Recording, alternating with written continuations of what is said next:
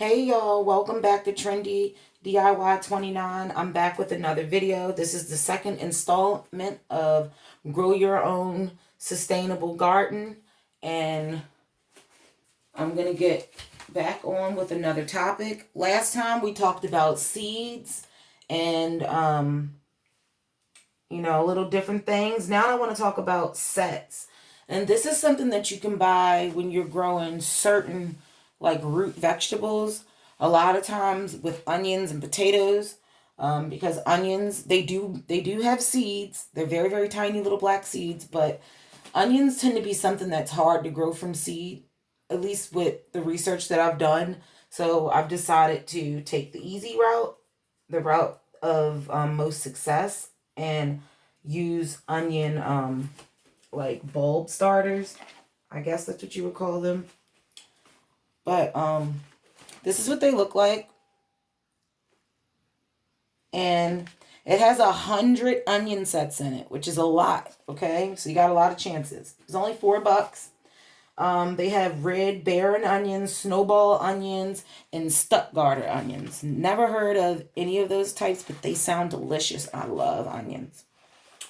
So what these are basically little baby onions, which were started already. So these are about a year old. And what you do is you go out in your garden and you dig up some dirt, dig a little trench or whatever. You stick down the bottom part of these little baby onions. Let me take some out and show you guys, because I'm not going to do these tonight. But this is what I want to show you guys, is that they look like this. These are the red barren, and I want to say I believe these are the snowball.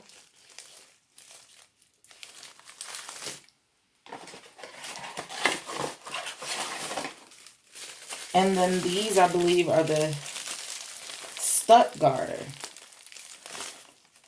Which, if you ask me, all these look like red onions, white onions, and yellow onions. But I love that they have different names. So that's what I have. And when you get your little onions, a good way to know if they're good or not is you want to gently squeeze them. Any of them that are like mushy or gives in to like your squeeze, you don't want to use those. They're probably not going to grow. And what you do, like I said, you're going to do your little trench. You're going to take one of these little bulbs and you're going to push it down almost to like waist size, all the way down into the waist size of push it down to the halfway point or waist size of the little bulb. I'm sorry. And then you're going to place some dirt over it. You don't want to compact it or anything like that. And then you're going to want to water it. And then you're going to wait for like it to start sprouting. And then once you see it sprout, you'll come back and you'll add a little bit more dirt and so on and so on. So I'll show you guys when I do these tomorrow. But I wanted to show you different things that you can plant. Like everything is not just either a seed or a plant. Those are bulbs. But you tend to have better success, is what I'm told. And another thing that I had got was seed potatoes. Now, if you ever had potatoes and it sat in your house for a while, sometimes they'll start to grow what we would call like eyes on them. And what those eyes are basically the signs of like the new life of another potato sprouting. And for right here, oh, this one was closed. Maybe I should have got some onions that were closed. Oh crap, I got a knife right here, guys.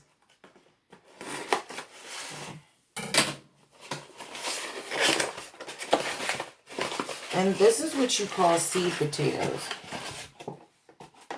And what you see is that they have eyes and they have, you're supposed to plant in like a sunny location. And you want to plant with this sticking up. So you would stick this like 4 inches down in the dirt. And then you cover it with dirt and you water it. And it will grow. There's a lot with grown potatoes, and I don't necessarily like how some of these look. So I don't know how good these are going to do. So I may or may not take these back to the store and see if I can get some different ones. Or maybe that's how it's supposed to look. I'm not sure. And these are GMO free, and they both like full sun, and you can harvest, the onions will be able to be harvested in the summer, and the seed potatoes you can harvest late spring to early summer. That's if I would have started them earlier, but I did not.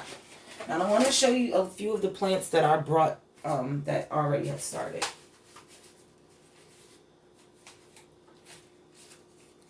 Right here I have some Georgia collard greens. Bonnie plants are pretty good plants, and this is what I usually tend to buy are Bonnie plants. And I've had really good success. Burpee, they have some good plants too, as well, but I've had more success with Bonnie. So I've gotten here some collard greens, some Georgia con. As you can see, they're already growing amazing. Like I just watered them when I got them home, put them in the windowsill, and I'm probably going to put these out into a pot and hope that they will, you know, bush out. And we'll talk about how you can help bush out your plant. Well, I can show you guys now. When you have a plant that you know is like a plant that grows out a little bit, and we know that this is collard greens, so we want them to grow out and bush out and make really big leaves. You're going to see right here in the middle of the plant, you have this little center shoot right here, right here. You want to take this off, which will make it grow out. So you want to go around and you want to just pluck off that middle shoot. The little middle baby shoot in all of these.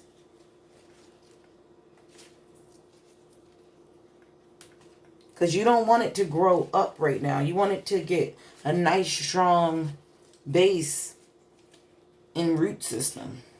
And I took everything out of the middle. And then these will be planted. And I have to figure out exactly which plant, what box I want to put them in, because I went shopping today and I got different plant boxes. And I actually got this really nice above ground. Like it's like literally up to my waist, so you don't have to worry about bending over and stuff. I love it. And it's about, I want to say 3 feet long or so. It's nice and deep. I'll show you guys in one of the other videos when we get down to that, talking about equipment. But that was on a really, really good deal. I got it for 45 bucks at Walmart. It was on sale. I don't know why. It was originally $144. So I'm trying to figure out exactly what plants I'm going to put in the box, because I didn't get the big giant one, and now I'm thinking, oh, maybe I should have got the $69 big one, but I got that one instead. So I'll figure that out. So I'm not sure yet. And another plant that I got is curly kale. I love kale. I love collards.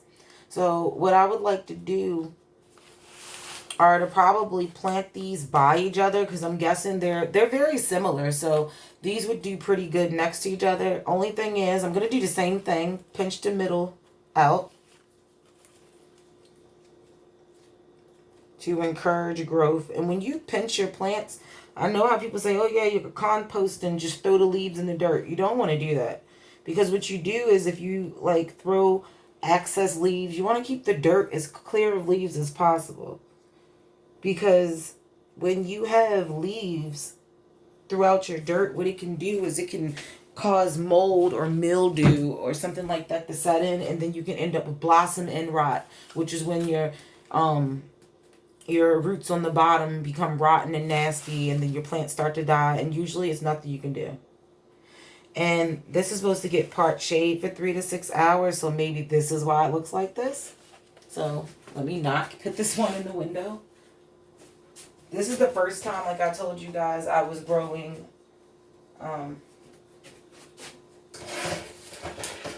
curly kale, because last time I tried to grow it, it was a disaster.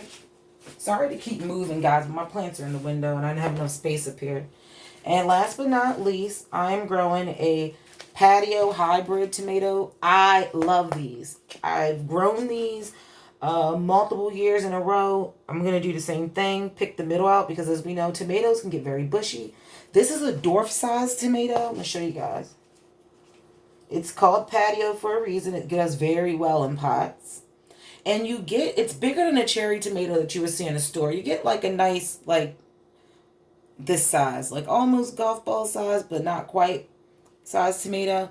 And this is a hybrid, which is a mix. There is nothing wrong with the hybrid. Do not be scared of that. Only thing that means is that there were like over time plants cross so many times that both of the DNA or both of the genes of the plants are in it. So it may have like certain traits of one tomato and certain traits of other, but they're combined into one. So this can actually happen in nature by them being next to each other, like cross-pollination. But these grow very well.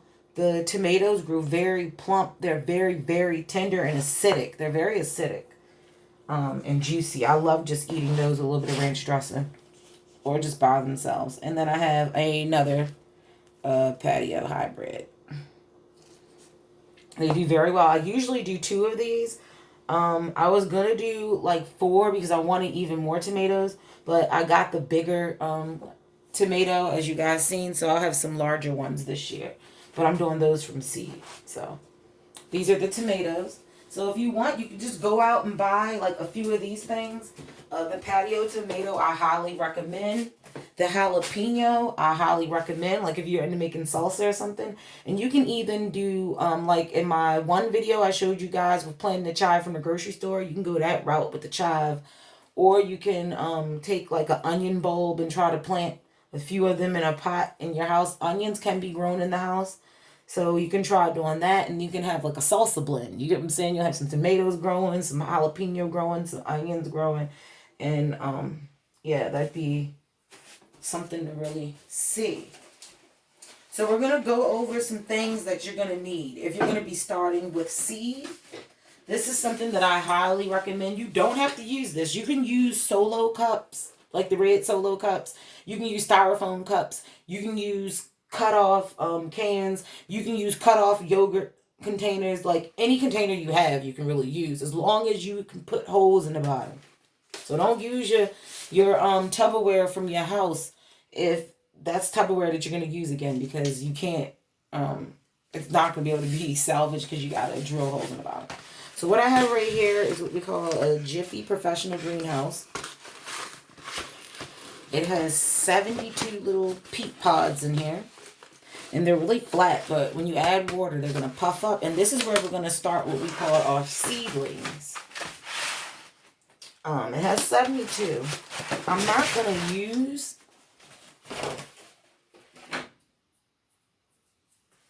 I'm not going to use all 72. So what I'm going to do is I'm going to take out... Because I don't need 72 plants. Like, that'd be a lot, you know. And a lot of these, like I said, my season isn't that long. And I want to just make enough to have sustainability. And try to see this time if I can not go to the grocery store. This is the goal. So it's really dusty. So I have that. What I'm going to do is I got my sandwich bag. And I'm going to take out the ones that I'm not using. I'm probably going to do about maybe 40 of them, maybe. 40 plants or so.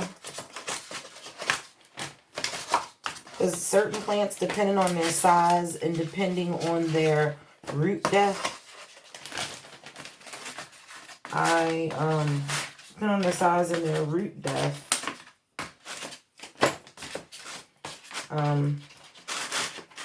I can fit more than, like, say, 1 plant each in different planters. You gotta make sure that whenever you're planting, you look into how big. Like, search on Google, do Google images of the plant name that you want to grow. And make sure that you search and you see exactly how big that plant is going to be. Make sure that you see exactly how good that plant does in containers, if you're going to be container gardening, and vice versa. If you're going to be ground gardening, you want to make sure, because you want to try to plant your plant in the best environment possible, because the best environment that you can give your plant is the better the food that it's going to give you. So don't forget that. So right now I have my peat pellets. I took a lot of them out. Like I said, it was 72. It's only about $8. So it's really good. And it comes with what you're going to be planting in. And then it comes with this, which is like going to help insulate and help what we call germinate your seeds, which is basically a fancy word for helping your seeds sprout. Right now, I just want to see how many I have. 1, 2, 3, 4, 5, 6. 1, 2, 3, 4, 5, 6, 7. Okay.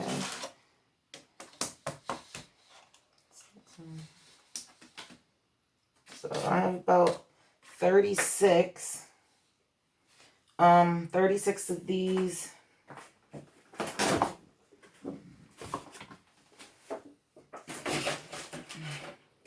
I'd rather have too many plants and give some away than not have enough. So keep that in mind. What you're going to need for this is you're going to need some warm water. Do not use cold water, warm water. And this has gotten cold on me. So put some more warm water. I had it in there for the video, but my kitchen must be cool. But certain plants do very good and cool. So don't worry about it if you're like, oh, my summer is where I live is very short. Like, don't worry about it. Right here I have a cup of water. Do not use the whole cup of water. Each pellet calls for a 1/8 of a cup of water per pellet. If you're going to do the whole entire thing of 72 pellets, then you're going to want to dump in 10.5 cups of water. But I've done this a few times, so I'm eyeballing mine. And you just want to pour on enough water from the measurements I just gave you. And what's going to happen is that this water is going to soak in and the peat pellets are going to expand. And they're going to expand to about 1.5 inches tall. You just want to keep drizzling and make sure you got enough water on there. And it'll take a few minutes, but it will rise up about 1.5 inches, and then you'll be ready to go. So we're going to sit this off, and we'll come back to this.